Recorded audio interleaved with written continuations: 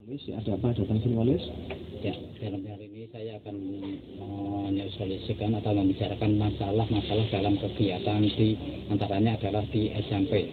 Di mana kegiatan di SMP ini kan untuk siswa-siswa sekarang ini kebanyakan dalam derajat dalam pembelajarannya sangat menurun sekali. Jadi derajat pembelajarannya sangat menurun Walis ya. Terus rencananya apa untuk pertemuan ini? Rencana pertemuan ini adalah untuk mencari solusi bagaimana agar siswa itu dalam pembelajarannya meningkat kembali seperti tahun-tahun sebelumnya. Jadi mendapatkan solusi agar peningkatan belajar anak tidak seperti tahun sebelumnya gitu Pak ya. Ya. Kemudian tujuan yang secara spesifik apa Pak tujuannya itu? Tujuannya di sini adalah agar di mana dalam pembelajaran ke depannya ini siswa-siswa betul-betul memperhatikan pembelajaran dengan serius.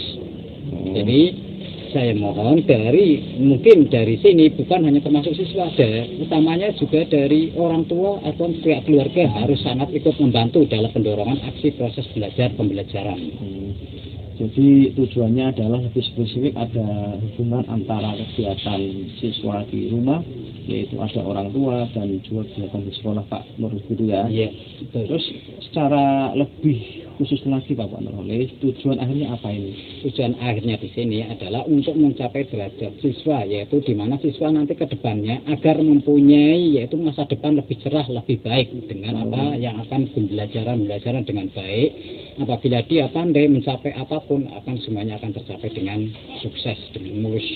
Begitu ya. Ukurannya apa itu keberhasilannya? Ukurannya itu dilihat dari AN tahun-tahun kemarin ini sudah kelihatan sangat menurun sekali. Berbeda dengan adanya UN zaman dahulu. Dengan AN kemarin ini dari kebetulan saya sendiri adalah mengajar bahasa Indonesia. Jadi dilihat dari literasi aja untuk belajar literasi ini sangat menurun sekali. Begitu Pak ya. Baik Bapak ya, sudah dijelaskan tadi apa tujuannya itu. Kemudian Bapak Nurholis ada kesempatan yang mungkin Bapak bisa lakukan sekarang ini Pak. Kesempatannya apa untuk mengubah itu? Ya, kesempatannya yang pertama ini adalah yang pertama itu adalah mengumpulkan wali murid dulu. Gimana solusinya untuk sini saling kerjasama.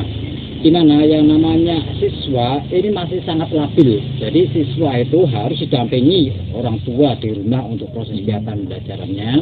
Di sekolahan tanggung jawabnya guru, sedangkan di rumah adalah tanggung jawab orang tua. Di mana yang namanya orang tua kadang-kadang ya memang dia mencari rezeki, kadang-kadang tidak ada waktu untuk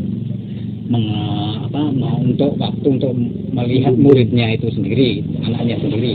Padahal kadang-kadang anak sekarang ini sudah terpengaruh dengan banyaknya ada HP. HP itu saya kira kalau untuk siswa itu pengaruhnya sangat banyak negatifnya daripada positifnya. Kadang-kadang anak bilangnya belajar di rumah, mungkin di kamar, tapi kadang-kadang malah dia main HP.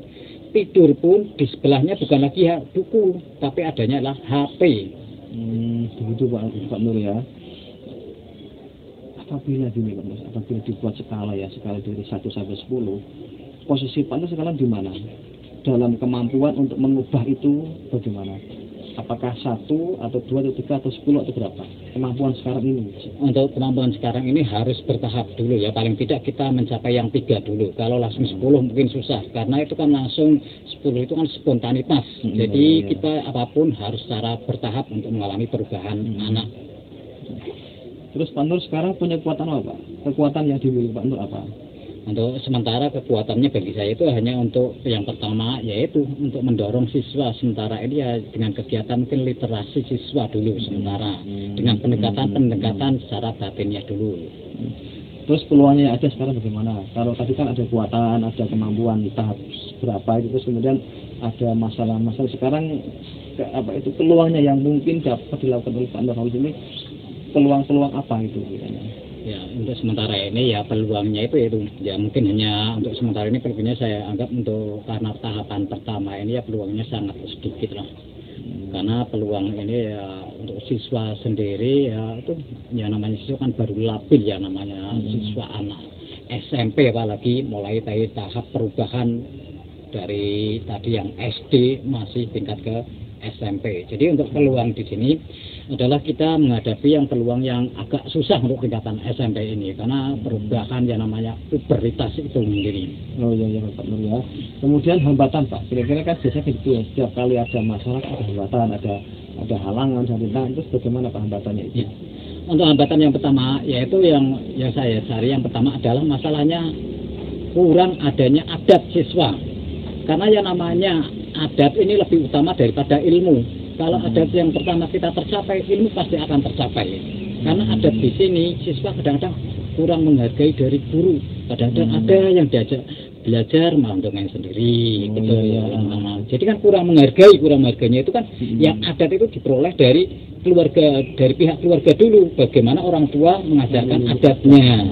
Gitu ya. Jadi ada orang tua itu punya peran yang penting dalam mendidik adat anak gitu Pak Nur ya. Nah, kemudian perkiraan Pak untuk solusinya bagaimana Pak? Solusinya itu? Kalau solusinya yang pertama yaitu kita yang pendekatan tadi secara batin dulu pada anak dulu. Kita ajak dongeng-dongeng secara baik. Mungkin kita dalam tahap pembelajarannya kita mengajari adat-adatnya dulu, sopan santunnya dulu.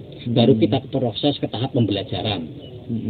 Yang kedua yaitu mengajarkan dengan akhlak yang baik, akhlakul karimah. Karena adat ini sangat penting sekali.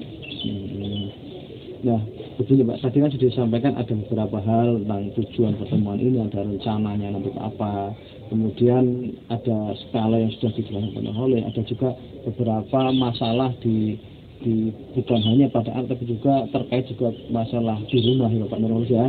Nah sekarang rencana aksi Pak Nur, rencana aksi itu Bapak apa rencana aksi atau bergeraknya untuk bekerja itu untuk mengubahnya itu apa atau untuk mencapai tujuan apa Pak?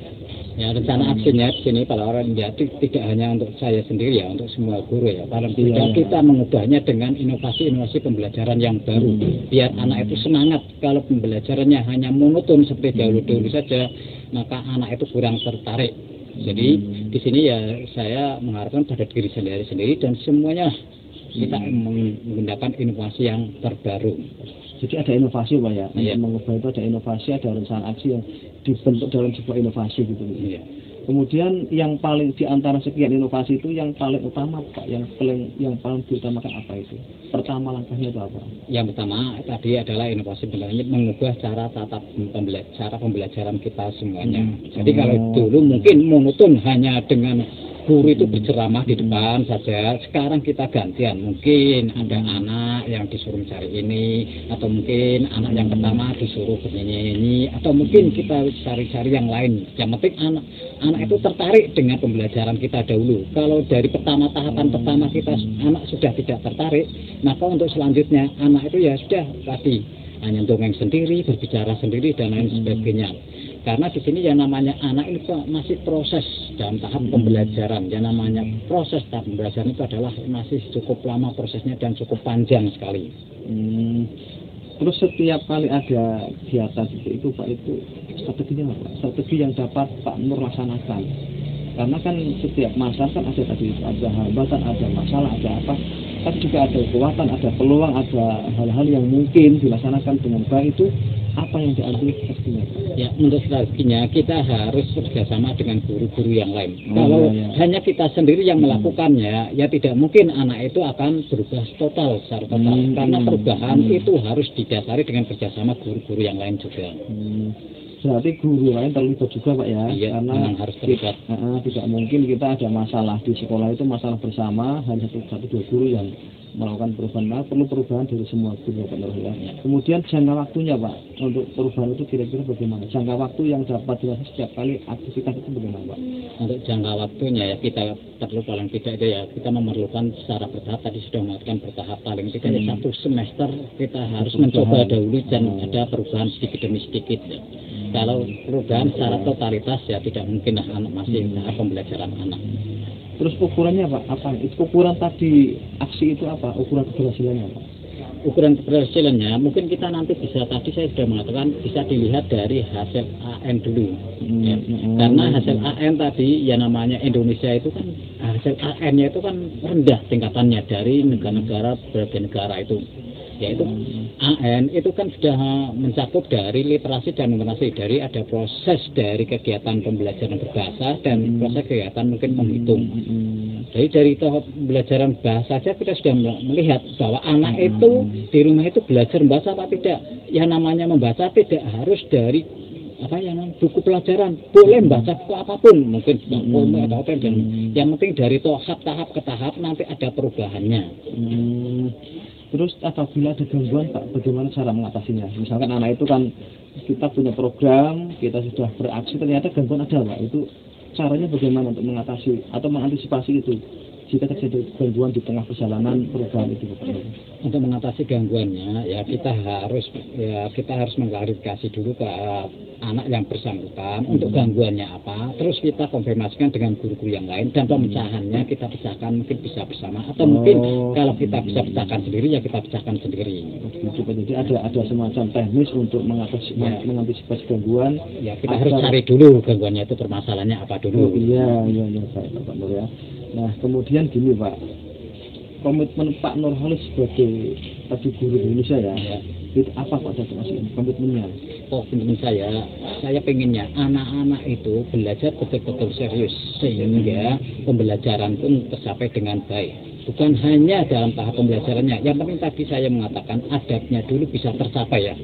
Kalau adab memang sudah tercapai, saya yakin untuk proses pembelajarannya itu akan bisa lancar. Nah kemudian siapa dan apa Pak? Siapa dan apa yang dapat membantu Bapak dalam perubahan itu Pak? Yang dapat membantu sekolah dalam ini dan kegiatan ini ya tadi adalah stakeholder dari pemangku jabatan dari pihak sekolah. Kalau saya tidak dibantu dengan didorong dengan guru-guru yang lain pun maka itu tidak akan tercapai. Jadi ada semacam itu ya Pak, kerjasama Pak ya, antara kerjasama. Satu yang penting stakeholdernya itu utama. Di sekolah itu ada semacam interaksi, komunikasi yang sehat, kemudian kerjasama dan mewujudkan apa-apa yang harus menjadi tadi itu komitmen bersama ya gitu ya. Kemudian dengan follow up setelah kita bertemu hari ini apa Pak follow upnya? Selanjutnya setelah kita ada coaching hari ini. Tindak lanjutnya nanti kita bermusyawarah dulu dengan guru, ada pertemuan setidaknya dari kepala sekolah itu yang memberikan satu jalan, misalnya memberikan satu kesempatan atau memberikan satu ruang bagi guru-guru itu supaya berinovasi lebih baik lagi, inovasi dengan pembelajaran yang baru. Karena dengan inovasi dengan guru-guru yang lain, kalau kita inovasinya digabung, maka inovasi itu akan lebih baik daripada kita inovasi sendiri. Belum tentu inovasi itu menurut guru yang lain yang baik. Dengan bermusyawarah dulu, terus mungkin kita, inovasi ini bagaimana? Guru menurut guru lain, tambah yang ini. Guru yang lain mendapatkan tambah yang ini. Itu kan biar lebih baik inovasinya. Jadi ada semacam follow up itu melibatkan guru lain, mungkin menemukan beberapa solusi atau mempertimbangkan. Baik Pak Nurholis ya, terima kasih atas pertemuan ini ya. Jadi kan sudah dijelaskan ada masalah dari Bapak Nur datang ke sini untuk mencari solusi, tujuannya untuk selesai agar nilai atau derajat hasil perkembangan anak dalam belajar itu meningkat Bapak ya. Karena tadi ada indikator bahwa hasil untuk AN, terutama AN itu sangat rendah dan beberapa hal sudah dijelaskan tadi Pak Nurholis sudah menjelaskan tahap bagaimana yang saat ini, kemudian bagaimana rencana dan sebagainya sudah dijelaskan. Ya coba ya. Pak Nurholis ya, hari ini pertemuan kita akhiri ya. Saya akhiri Pak, semoga tidak ada kendala di kemudian hari dan semoga Pak Nur dalam keadaan senang hari ini ya. Sekarang saya tanya Pak, bagaimana rasanya Pak setelah pertemuan ini?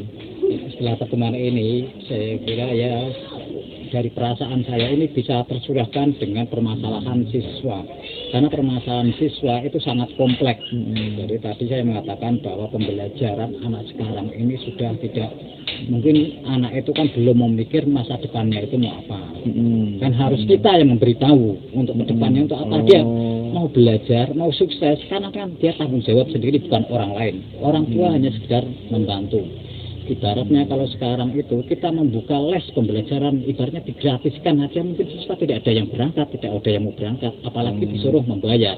Makanya kita yang harus mendorong semangat siswa Bagaimana siswa itu betul-betul aktif belajar, dan siswa itu dan pembelajaran bukan hanya siswa, kita pun harus membuat inovasi-inovasi yang terbaru agar itu tadi pembelajaran siswa itu menyenangkan. Jadi tidak monoton itu aja, tidak membosankan.